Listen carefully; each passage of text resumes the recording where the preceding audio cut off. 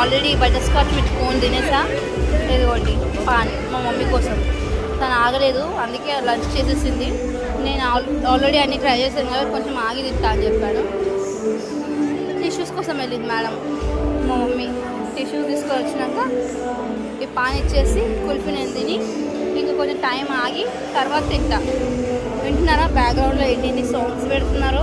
Folk songs, ప్రతి ఒక్క song పెడుతున్నారు. అంటే సెటప్ అంటే ఇలా ఉండాలి అనేట్టుగా చేశారు మా అంకుల్ అయితే. Really totally worth it. చూడండి ఎంత బాగుంది డెకరేషన్ కూడా.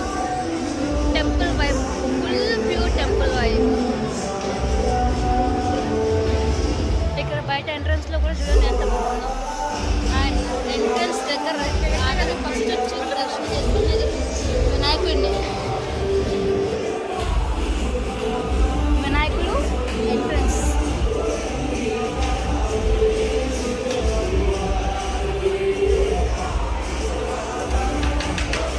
చాలా చాలా చాలా బాగుంది ఎంట్రన్స్.